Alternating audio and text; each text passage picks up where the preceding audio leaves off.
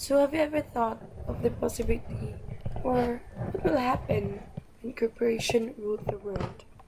So, another globalizing force is that of transnational corporations influence national government through their ability to invest and reinvest capital, relocate factories, influence other similar companies in either investing or boycotting a country. So, multinational company differs from the transnational company is that multinational company are companies that operate more than one countries and have a centralized management system, while transnational company are companies of many companies around the world but do not have a centralized management system.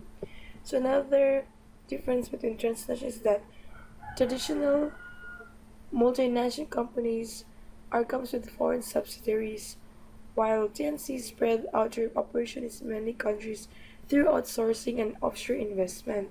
So an example of multinational company is Microsoft, and in transnational company, the best example is the Nestle company.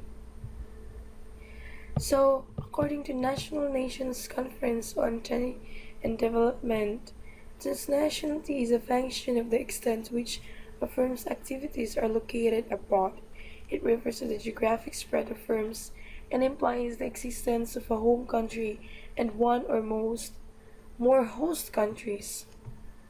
So, transnational company is a driving force behind dramatic transformation in the global economy because it enabled the expansion of trade and investment flows, and it also promoted the creation of new economic linkages between developed and developing countries.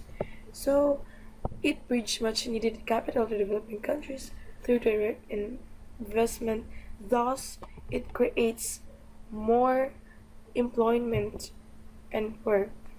So TNCs bring much needed capital to develop countries through their foreign investments. So these investments in turn create jobs and employment for the host countries. So one most scholar site is the case of McDonald's.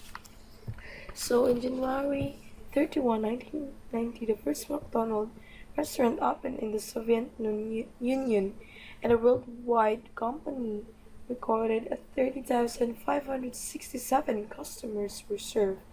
However, the important point for this book has nothing to do with the fact that you can buy a Big Mac in Russia.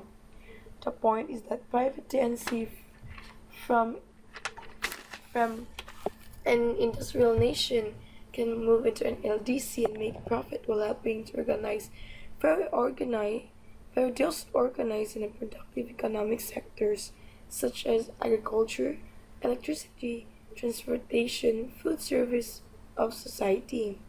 So the infrastructure built by the Tanzania will have a positive ripple effect across many sectors of the nation. So the investment decision can be crucial to the economic well-being, not only of a nation but of a whole region to secure economic growth and political stability. Nation states have to compete globally for investment. So since Tensi benefit from the competition and therefore appear to shape the global political agenda to their advantage. So there are not so many scholars claims that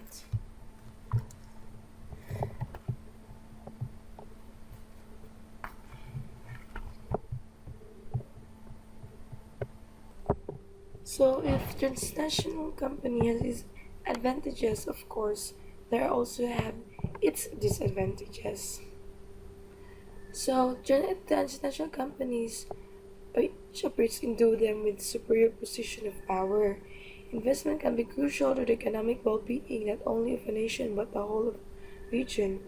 Have to compete in the secure economic growth and political stability. So their benefit from the competition therefore appear to shape the political agenda to their advantage.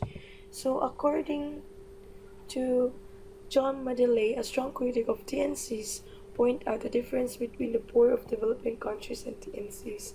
He said that the starkest contrast between the poor and the TNCs is that the poor have little power, while the corporations have gained from the changes in the global economy.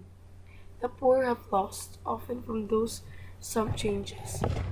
So, in order for you to have a clearer vision of how TNCs um, belittle the people, especially the poor. So here is a video that will show how or what will happen. We economic hitmen have managed to create the world's first truly global empire, and it's basically a secret empire. We do it many ways, but principally we identify a country that has resources our corporations covet, like oil, arrange a huge loan to that country from the World Bank or one of its sisters. The money never actually goes to the country. It goes to our own corporations to build big infrastructure projects in that country that help a few very wealthy people that don't benefit the majority of the people who are too poor to buy electricity or have cars to drive on the highways, and yet they're left holding a huge debt that they can't repay. So we go back at some point and say, you know, you can't pay your debts. Give us a pound of flesh, sell your oil real cheap to our oil companies, vote with us on the next critical UN vote, allow us to build a military base in your backyard, something along these lines. And when we fail, the jackals go in and either overthrow or assassinate these leaders. And if the jackals fail, as they did in Iraq, then we send in the military. I don't think the failure is capitalism. I think it's a specific kind of capitalism that we've developed. We've created what I consider a mutant, viral form of capitalism. And this mutant form of capitalism, which I think is really a predatory form of capitalism, has created an extremely unstable, unsustainable, unjust, and very, very dangerous world.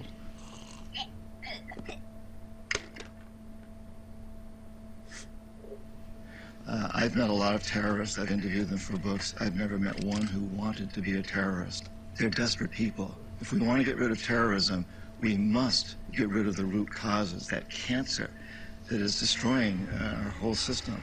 Because I think it's really important that we understand today we cannot have homeland security unless we understand that the whole planet is our homeland.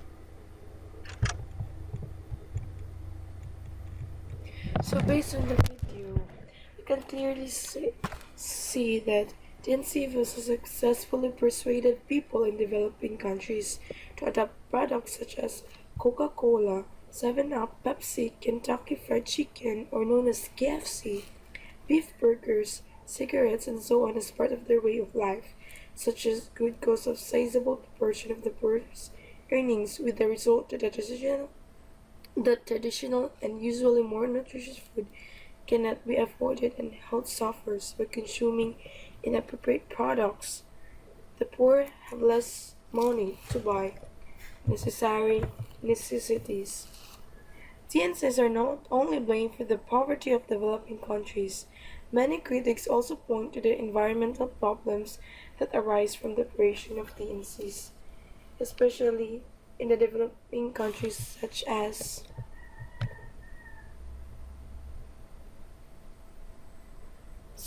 in mining, logging, agricultural. The petrochemical company Chevron. So one of the concrete example of this is the infamous rainfall Chernobyl, where company Chevron is guilty of some worst environmental and human rights abuse in the world. So according to National Labor Rights Forum, so it is unleash of toxic known as the rainfall Chernobyl in Ecuador, by leaving over 600 unlined oil pits in pristine northern Amazon rainforest and dump 18 billion gallons of toxic production in water, so into rivers used for bathing water. So politically, many anti-globalization activities protest powerless of developing countries to track the unbridled operation of the NCs. So Coca-Cola, a company perhaps the most widely recognized corporate symbol on the planet, it is another example. So according to International Labor Rights Forum, the company leads in the abuse of workers' rights, assassinations, water privatization, and worker discrimination. So between 1989 and 2002, 8 union leaders from Coca-Cola bottling plants in Colombia were killed after protesting the company's labor practices. Hundreds of other Coca-Cola workers have joined or considered joining the Colombian union Signal Trino have been kidnapped, tortured, and detained by paramilitary squad to intimidate workers to prevent them from unionizing. So in the West, governments insist on high environmental standards and census are particularly scrutinized. So in developing countries, however, legal requirements are often lower and census can get away with more. So the power of census grows stronger with acquisition and mergers. So according to Barron's Business Guide, to merge corporations means to financially combine two companies so that the only one of the companies survives as a legal entity. So while acquisition refers to purchase a smaller firm by a larger one, then consolidation occurs when two or more corporations are combined to a new corporation. So the biggest acquisition so far is the American online acquiring Time Warner, valued at $182.2 billion in 2002. However, it eventually demerged in 2009. Recently, Microsoft Corporation acquired Nokia to the tune of 7.3 billion. So the acquisition will have enormous impact on mobile technology, personal and computers, programmable and consumer preference. So here are more of the examples of acquirization. So here, let's see. Next is, according to Milton Friedman,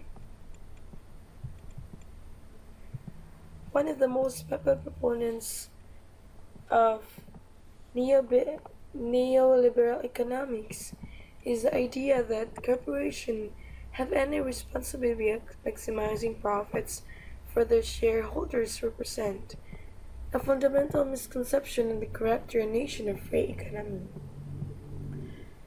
So, today, however, owing to the pressure of anti-globalization movements, ecology movements, and even governments, many TNC are now moving towards social responsibility and developing an ethical standard for the worldwide operation. So, corporate social responsibility refers to any activities that promotes the welfare of any stakeholder of a business corporation. So sometimes it refers to philanthropic programs targeting communities or employees, commitment to promote the welfare of suppliers. So, or generally, it refers to the vague intention to better society. So, according to Lucio Ametshud, an advocate of corporate social responsibility, states that, but today, business can no longer be seen as a creator of wealth solely for its owner. Rather, business has broader responsibilities that extend beyond its owners, and shareholders include employees, customers, suppliers, and host communities. This view is distinct from business philanthropy in that it is based on a sense of responsibility, not generosity. So, in order for us to prevent any human rights violation, some environmental so to prevent some environmental abuses also is that we, the people of the society or the world, must be well aware about what is happening in our society in order for us to do something if any violation occurs. So I hope you understand something, and that's all for today. Thank you so much.